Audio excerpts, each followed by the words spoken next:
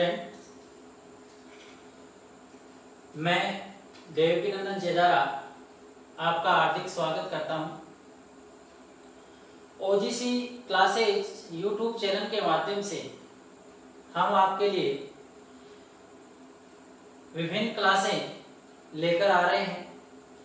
हमारा आपसे निवेदन है कि इस चैनल को सब्सक्राइब करें और इन वीडियोस को अधिक से अधिक लाइक करें और अपने साथी छात्र छात्राओं के मध्य अधिक से अधिक शेयर करें, जिससे कि इनको सभी को लाभ प्राप्त हो।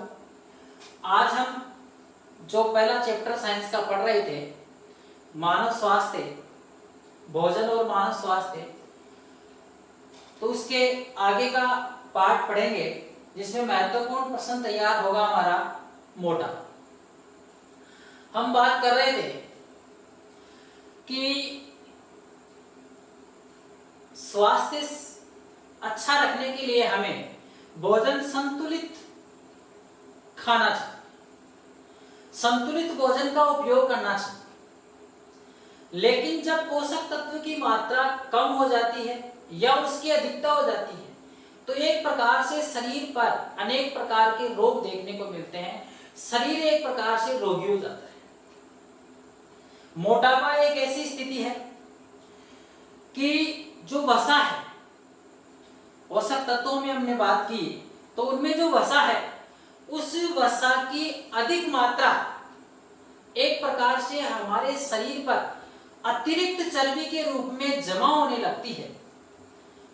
खाने में यानी भोजन में यदि हम वसा अधिक मात्रा में ले रहे हैं तो अधिक मात्रा में लेने से शरीर पर अतिरिक्त चर्बी के रूप में वो वसा एकत्रित हो जाती है। तो एकत्रित होने से एक प्रकार से शरीर पर मोटापा की स्थिति बन जाती है। यानी मोटापा होने के कारण एक प्रकार से महत्वपूर्ण रूप से है कि संतुलित जो भोजन हमने नहीं लिया उसमें जो पोषक तत्व वसा है उसकी मात्रा हमारे भोजन में क्या हो गई, अधिक हो गई। तो एक प्रकार से वो महत्वपूर्ण कारण किसका बनता है, मोटापा। तो हम मोटापा की चर्चा करेंगे। प्रश्न आपके एग्जाम में आता है कि मोटापा क्या है। यह एक प्रकार से मोटापा से जो रोग होते हैं वो रोग कौन से हैं या मोटापा होने का कारण कौन सा है, तो इसकी चर्चा हम विस्तृत रूप से यहाँ पर करेंगे। देखो, मोटापा के कारण कौन कौन से हो सकते हैं, यानी किस कारण से एक प्रकार से मोटापा शरीर पर बनता है। तो हम देखें कि देखो, जब शरीर में अत्यधिक वसा एकत्रित हो जाती है, अभी हमने चर्चा की कि हम भोजन के रूप में वसा का सेवन अधिक कर रहे हैं, तो वसा का सेवन अधिक करने पर वो वसा एक लिमिट के बाद में, कहने का मतलब हमारे शरीर पर एकत्रित होने लगता है जो शरीर पर हानिकारक प्रभाव डालने लगती है। यानी एक प्रकार से मोटापा की स्थिति आ जाती है। 2 नंबर पर हम पढ़ें, ऊर्जा के सेवन और ऊर्जा के उपयोग के बीच असंतुलन होने से मोटापा हो जाता है।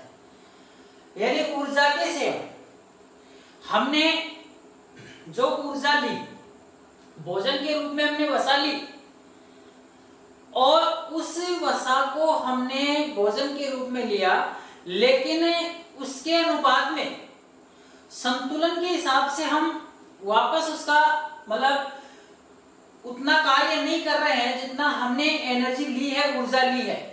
तो ऊर्जा के सेवन और ऊर्जा के उपयोग के बीच में क्या हो जाता है, असंतुलन हो जाता है। सीधी सी बात है कि हम ऊर्जा पूरी ले रहे हैं लेकिन उसके अनुपात में हम कार्य नहीं कर रहे हैं। मजे से जो है वो आराम फरमा रहे हैं, सो रहे हैं, उस अनुपात में हम कार्य नहीं कर रहे हैं।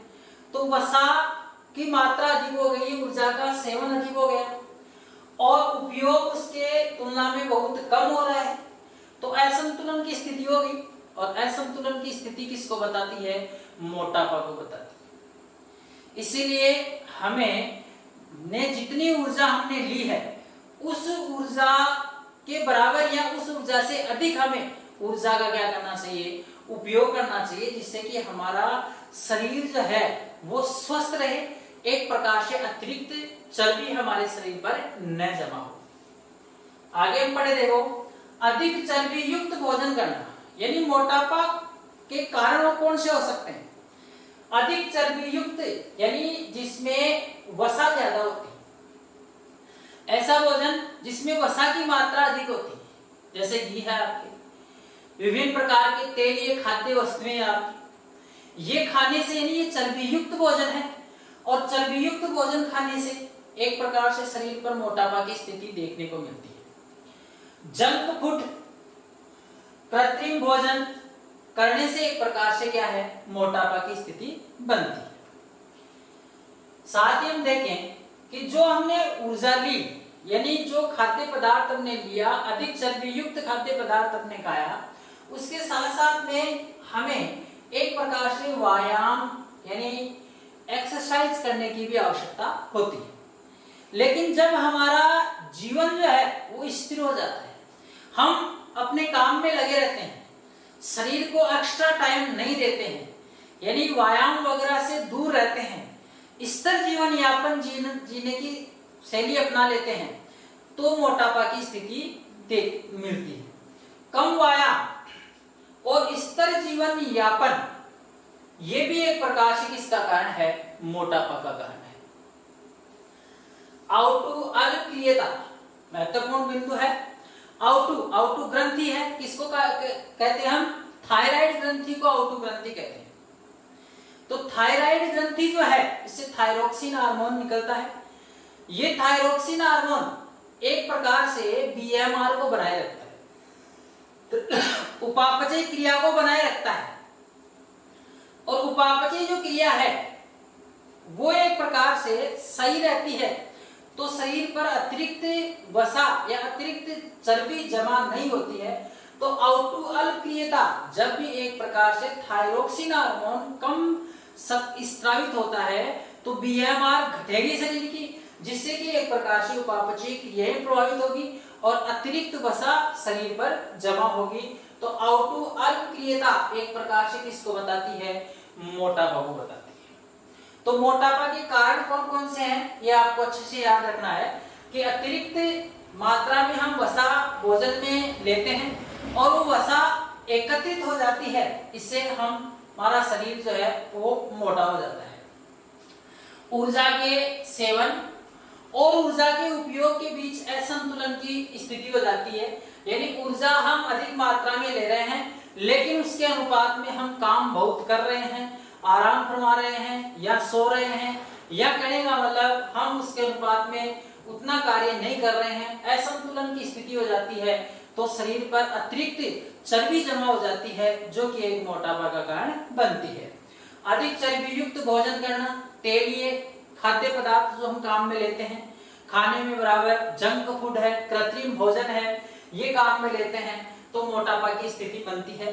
साथ ही कम व्यायाम, स्थिर जीवन यापन, यानी हम अपने काम में एक प्रकार से लग रहे हैं, लेकिन हमारे शरीर की ओर हम नहीं देख रहे हैं, व्यायाम वगैरह की कमी कर दी, व्यायाम से दूर रहते हैं, तो इस स्थिति में शरीर पर चर्बी जमा हो जाती है। तो ये मोटापा के कारण है, जो कि आपके एग्जाम में पूछा जाता है कि मोटापा के कारण कौन कौन से हैं, लिखिए मोटापा किन कारणों से होता है। अब इसके बाद हम बात करें तो मोटापा से शरीर पर जो हानिकारक प्रभाव यानी मोटापा से कौन कौन से रोग हमारे शरीर में देखने को मिलते हैं, मोटापा होने से कौन से रोग हमारे शरीर में उत्पन्न हो जाते हैं, पैदा हो जाते हैं, यानी शरीर एक प्रकार से उन रोगों से ग्रसित हो जाता है, तो उन्हें हम देखते हैं। जैसे हृदय रोग एक प्रकार से अधिक चर्बी युक्त यानी वसा युक्त भोजन खाने से रक्त में कोलेस्ट्रॉल की मात्रा जो है वो अधिक हो जाती है, और जब कोलेस्ट्रॉल ज्यादा हो जाता है तो एक प्रकार से रक्त वाहिनियों में वो कोलेस्ट्रॉल जमा हो जाता है, जिससे एक प्रकार से रक्त पर दाब बढ़ता है, और रक्त पर दाब बढ़ने से हृदय को पर्याप्त मात्रा में रक्त नहीं मिल पाता है और हार्ट अटैक जैसी शिकायत देखने को मिलती है। हृदयघात जिसे हम हार्ट अटैक कहते हैं, तो हृदय रोग एक प्रकार से प्रबल रूप से देखने को मिलता है, किस स्थिति में, मोटापा की स्थिति में। इसी प्रकार से मधुमेह जिसको हम शुगर कहते हैं, मधुमेह यानी रक्त में शर्करा की मात्रा का बढ़ना, यदि आप अत्यधिक खाद्य पदार्थ, तेलीय खाद्य पदार्थ, चर्बी युक्त खाद्य पदार्थ काम में ले रहे हैं तो एक प्रकार से रक्त में शुगर की मात्रा जो है वो असंतुलित हो जाती है, बढ़ जाती है, जिससे कि एक प्रकार से मधुमेह रोग हो जाता है। 3 नंबर पर हम देखें निद्राकालीन श्वास समस्या, यानी जब व्यक्ति एक प्रकार से मोटा हो जाता है, यानी मोटापा बढ़ जाता है, तो उसकी जो हृदय धड़कन है वो एक प्रकार से लगातार अनियंत्रित हो जाती है, जिससे कि निद्राकालीन यानी सोने के समय उसमें श्वास के साथ में आवाज का बाहर आना, निद्राकालीन श्वास समस्या उत्पन्न हो जाती है। विभिन्न प्रकार के कैंसर मोटापा से बन जाते हैं और अस्थि संधारती यानी कहने का मतलब हड्डियों के जो जॉइंट होते हैं उनमें जो है वो दर्द वगैरह होना या एक प्रकार से लचीलापन होना, ये स्थितियां देखने को मिलती है। तो मोटापा होने से कौन कौन से रोग शरीर पर देखने को मिलते हैं तो आप अच्छे से याद रख सकते हो। हृदय रोग, मधुमेह रोग है, निद्राकालीन श्वास समस्या है, विभिन्न प्रकार के शरीर में कैंसर उत्पन्न हो जाते हैं, विभिन्न प्रकार के कैंसर देखने को मिल जाते हैं।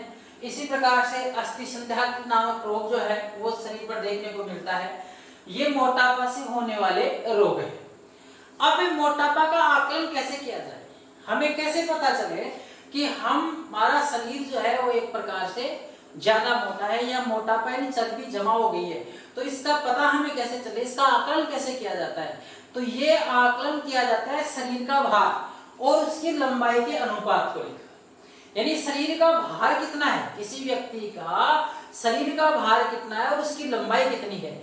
जब लंबाई और उसका जो भार है, यानी भार और जो लंबाई है उसका अनुपात एक प्रकार से किसको बताता है, मोटापा का आकलन दर्शाता है। शरीर का भार बट्टा लंबाई, ये एक प्रकार से मोटापा का आकलन किया जाता है। इसे बॉडी मास इंडेक्स से लिखते हैं, यानी BMI। B का मतलब क्या है, बॉडी, M का मतलब मास और I का मतलब क्या है, इंडेक्स। बॉडी मास इंडेक्स से मोटापा का आकलन किया जाता है, जो मानव के भार व लंबाई के अनुपात को बताता है। यानी यहाँ पर हम मोटापा की स्थिति देख सकते हैं कि जब 25 किलोग्राम प्रति मीटर स्क्वायर, 1 मीटर स्क्वायर का वजन कितना होना चाहिए, 25 किलोग्राम है, तो कहने का मतलब मोटापा पूर्व स्थिति है, यानी वो मोटापा की अवस्था नहीं है, मोटापा नहीं है। जब 1 मीटर स्क्वायर में 25 किलोग्राम वेट होता है हमारे शरीर का, जब 1 मीटर स्क्वायर में 25 किलोग्राम वेट है, इसका मतलब मोटापा की स्थिति नहीं है। लेकिन 30 किलोग्राम पर मीटर स्क्वायर है तो ये मोटापा की स्थिति बताती है। प्रति मीटर स्क्वायर में 30 किलोग्राम वजन है, इसका मतलब उस व्यक्ति यानी वो व्यक्ति किसका शिकार है, मोटापा का शिकार है। तो इस तरह से आप इस प्रश्न को अच्छे से हल कर सकते हो और समझ सकते हो मोटापा क्या है, मोटापा होने के कारण कौन से हैं और मोटापा से कौन से रोग होते हैं और मोटापा का आकलन कैसे किया जाता है।